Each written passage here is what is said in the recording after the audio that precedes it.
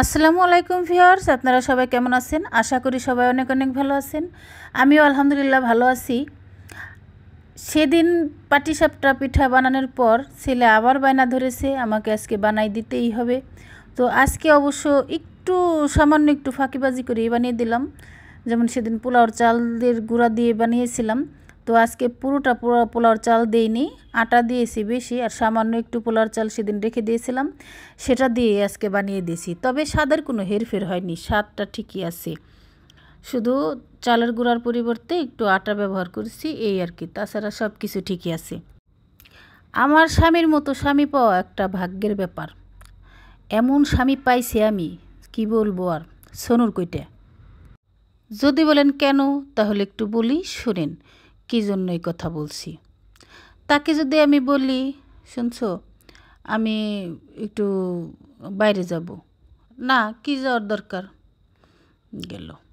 যদি বলি, শুনছো আমার না একটা চাকরির অফার আইছে, তো চাকরিটা কি আমি করব, একটু ভালো হয় করলে, বাড়িতে তো একাই একাই বসে থাকি, একটু সময়টাও কাটলো, না না না না চাকরি বাকরির কোনো দরকার নেই। যদি বলি, শুনছো তুমি তো আসলে সব জায়গায় যাওয়া আসা করো, সব জায়গায় উঠা বসা আছে তোমার, সব জায়গায় চলাফেরা করো মানুষের মধ্যে, কোথায় কি হয় তুমি ভালো জানো, তো একটু জায়গা দেখে দাও না, আমি একটু জায়গা কিনতে চাই, একটু জমি কিনলে মানে আমার কাছে খুব ভালো লাগতো, আমার অনেক দিনের ইচ্ছা। টাকা তোমার দিতে হবে না, টাকা কিন্তু আমিই দেব। তবু বলবো, না না না না জায়গা বাসা দিয়ে আবার কী হবে। তারপরে কি করবে জানেন, আমার মন রক্ষার্থে এমন এক একটা জায়গার কথা বলবে, মানে যেগুলো কেনার সামর্থ্য আমার নাই। হ্যাঁ, আর যেগুলো কেনার সামর্থ্য, ভালো ভালো ফরওয়ার্ড জায়গা, দামেও পোষাবে, এরকম জায়গা পাইলে ওর হদগোষ্ঠী যারা আছে তাকে কিনে দেবে, কোনো সমস্যা নেই।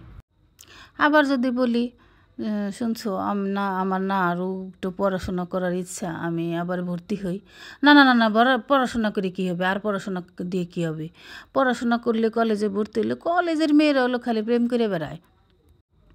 মোট কথা আমার কোনো কাজে তার না ছাড়া কোনো হ্যাঁ নাই, এই হলো এই। আমি দুইটা জিনিসেই আমার লাইফে এই 20 বছরের মধ্যে আমি দুইটা জিনিসে তার সাপোর্ট পাইছি।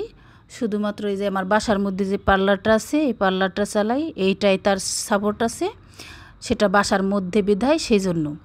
আর বাহিরের যাওয়ার জন্য একটা কাজেই আমি সাপোর্ট পাইছি, সেটা হচ্ছে আমি একটা আমাদের ফরিদপুরের মধ্যে যে মেডিকেল হসপিটাল আছে তার সামনে অপোজিটে একটা প্রাইভেট হসপিটাল আছে, প্রভাতী হসপিটাল, ওই হসপিটালে আমি একটা নার্সিংয়ের জব পেয়েছিলাম, সেই জবটা করাতে তার সমর্থন ছিল।